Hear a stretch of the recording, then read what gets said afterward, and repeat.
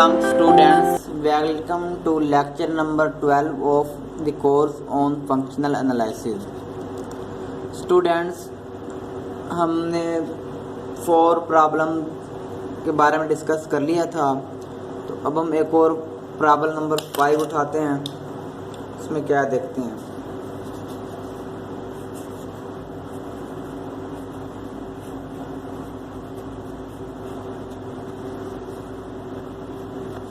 Problem number 5 students, इसमें वो ये कह रहे हैं कि लेट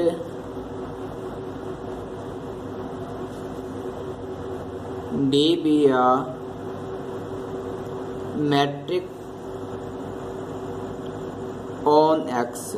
मतलब डी जो है वो एक मैट्रिक, वो पहले बता रहे हैं कि वो मैट्रिक है एक्स पर। डिटरमिन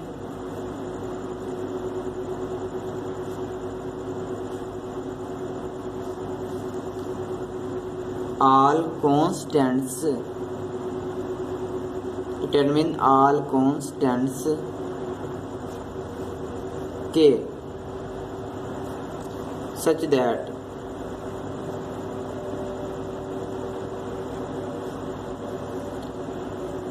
जो फर्स्ट पार्ट है इसका,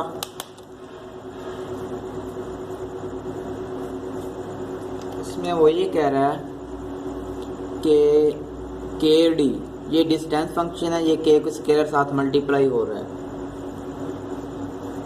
एंड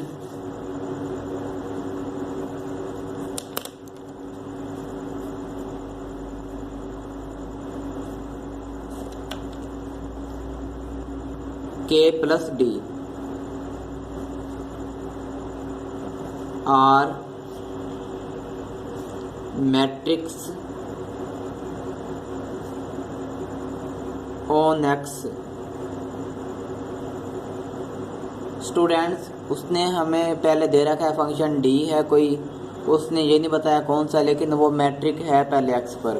स्टूडेंट, वो कह रहा है कि कोई भी स्केलर हम कोई भी उठा लें, उसको अगर डी से मल्टीप्लाई कर दें तो फिर ये जो है ये भी एक मैट्रिक्स के स्पेस बनेगी, और अगर स्केलर को हम इस डी में प्लस कर दें तो फिर भी ये मैट्रिक्स स्पेस बनेगी on that x set. Students, अब हम इसको प्रूव करने वाले हैं। इसका पार्ट नंबर 1।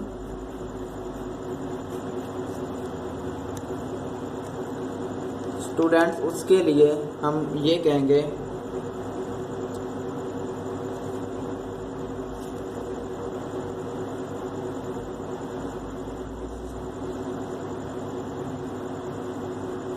अगर तो हमने इसको मैट्रिक प्रूव करना है तो के जो है वो 0 नहीं होना चाहिए।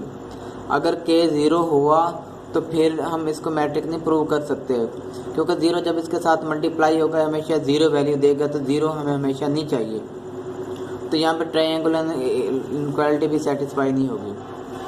स्टूडेंट्स, जो के है वो हमें ग्रेटर दैन 0 भी चाहिए। अगर वो लेस दैन 0 हुआ तो ट्रायंगुलर इनइक्वालिटी वहीं पे सेटिस्फाई नहीं होती, इसलिए हमें ये ग्रेटर दैन 0 चाहिए। और स्टूडेंट, जो इसकी फर्स्ट प्रॉपर्टी होगी वो भी सेटिस्फाई नहीं होगी।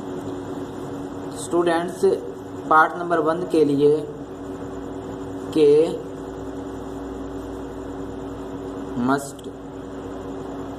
Must be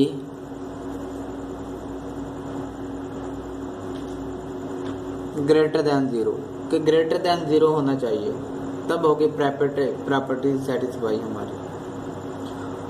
Then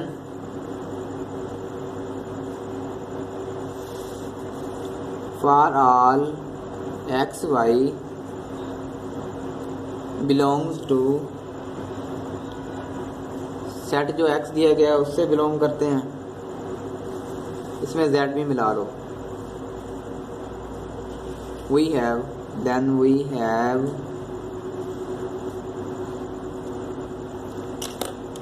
matric 1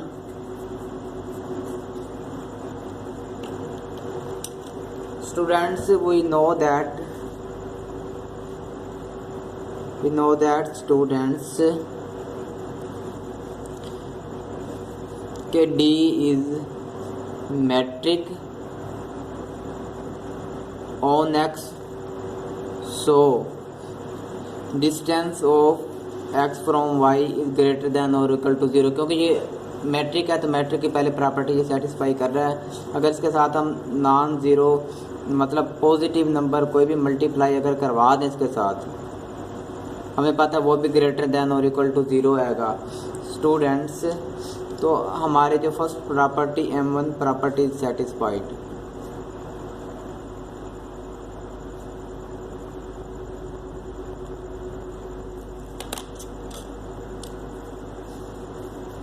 M2 property,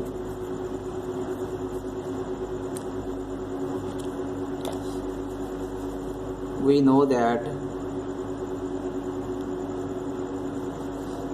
d of xy is equal to d of yx as d is metric on x। Students फिर अगर हम इसके साथ स्केलर मल्टीप्लाई करा दें जो कि पॉजिटिव नंबर है,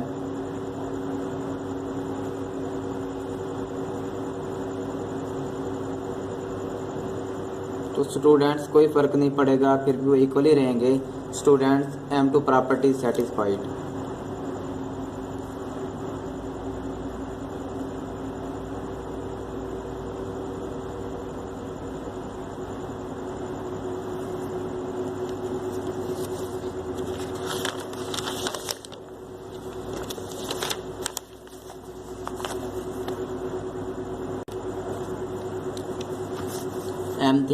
M3 प्रॉपर्टी,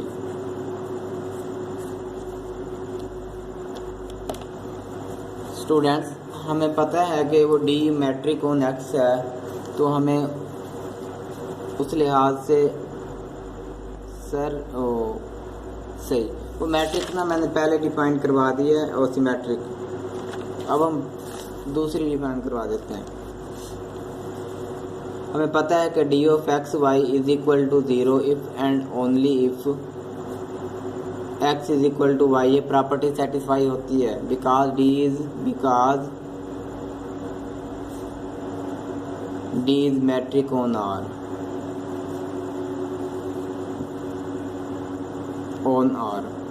स्टूडेंट्स अगर हम k into d of x y करवा दें तो वो 0 तभी होंगे if and only if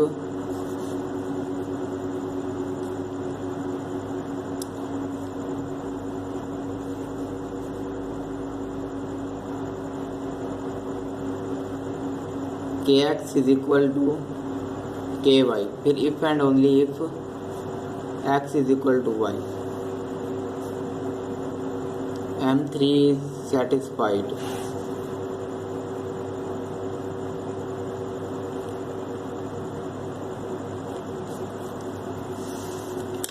matric four property,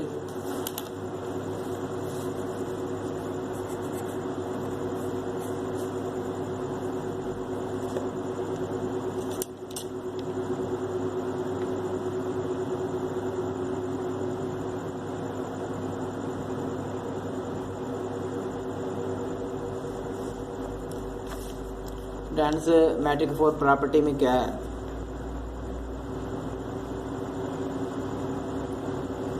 हमें पता है कि we know that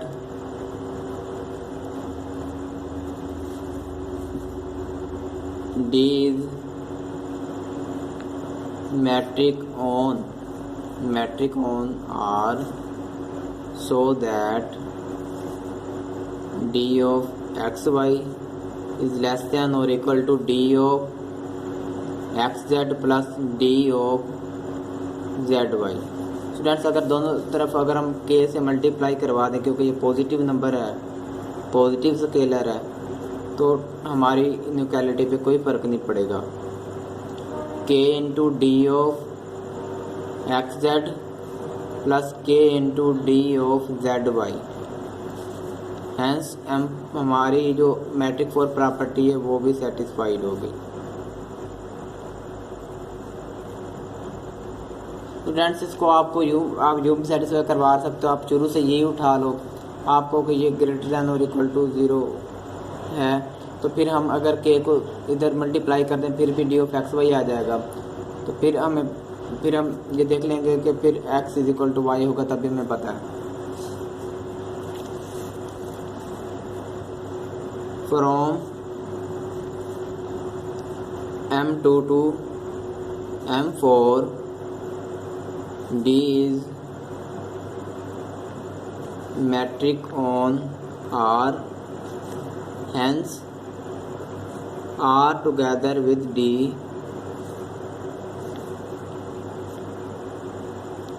is metric space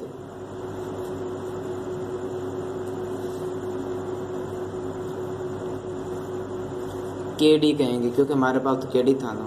ये स्टूडेंट्स, अब हम आते हैं इसके पार्ट नंबर 2 पर।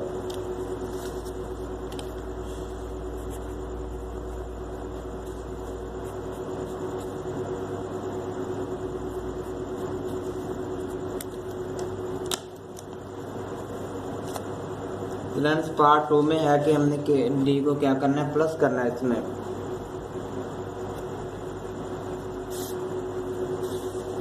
इसमें मुख्तलिफ सिचुएशन हो सकती हैं। हम कहें for all x y z belongs to r we have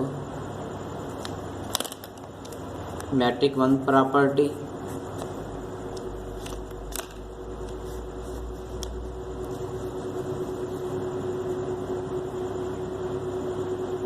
we know that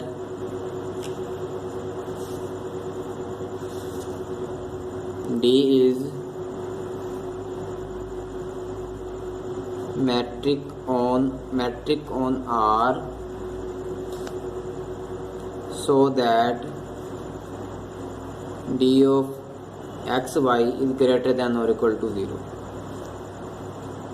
students, अब हमने इसमें k को प्लस करना है। अगर हम इधर k को प्लस कर लेते हैं तो फिर k then k plus d of x y is also greater than or equal to 0। Students, अगर तो ये 0 आ रहा है तो अगर ये भी 0 है फिर ये 0 होगी। अगर ये 0 आ रहा है, ये 0 नहीं है, फिर ग्रेटर दैन 0 होगी। अगर ये भी 0 नहीं, ये भी नहीं, फिर भी ग्रेटर दैन 0 होगी। तो सेटिस्फाई हमारे जो यहाँ पर जो k है ना, k वो हमें ग्रेटर दैन और इक्वल टू 0 चाहिए। So M1 is satisfied.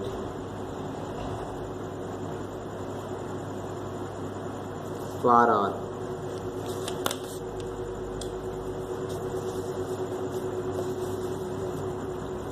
Matric 2 property. Students, D of x y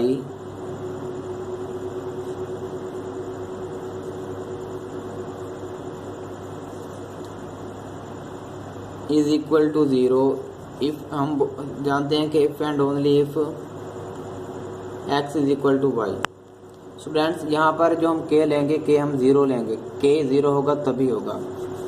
तो फिर अगर हम कहें कि k plus d of x Y is equal to 0 if and only if k plus x is equal to k plus y.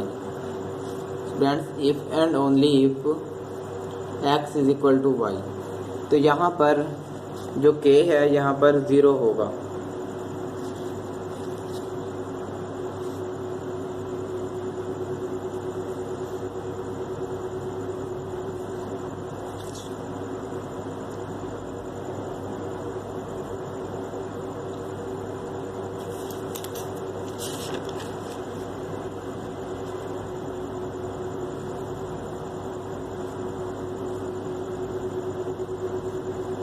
Students, अब हम ये property satisfy होगी। For all k is equal to 0।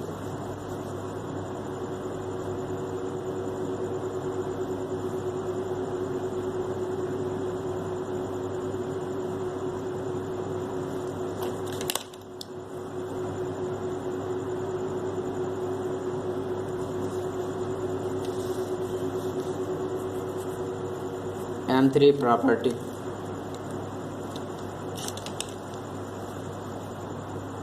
We know that D is metric on R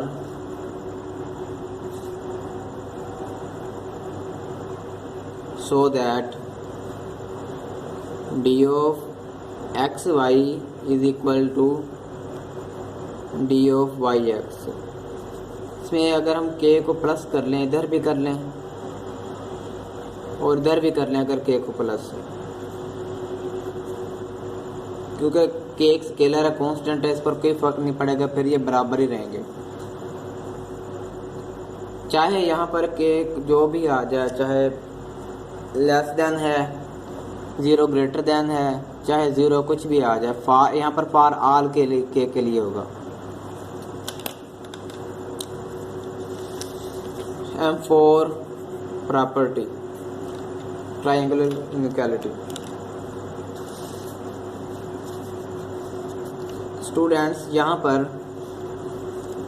क्योंकि हमें पता है कि वो मैट्रिक है ऑन एक्स, तो हम इसी तरह मैं यहाँ पर लिख रहा हूँ D of x Y is less than और equal to D of x Z plus D of Z Y. Students अगर हम के को प्लस भी कर लें ना दोनों तरफ,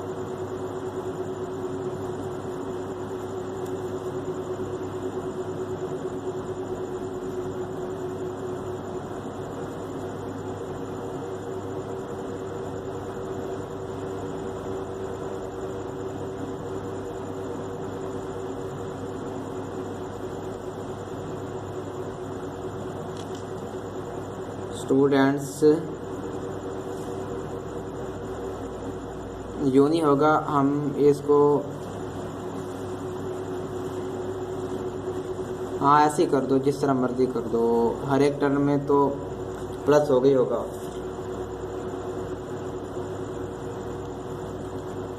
जेड वाई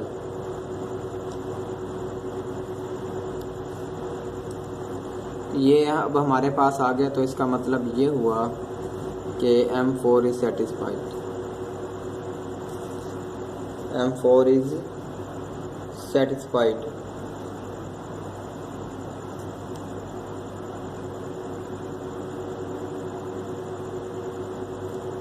यहाँ पर के जो मर्जी आ जाए, फार आल के।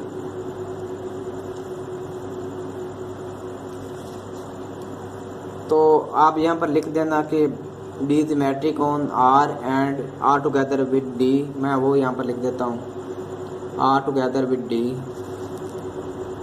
Is metric space. यहाँ लिख दो d is metric on are.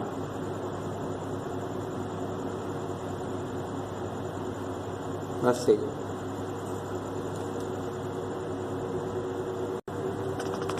Students हम फिर नेक्स्ट वीडियो मिलते हैं, तब तक के लिए खुदा हाफिज़।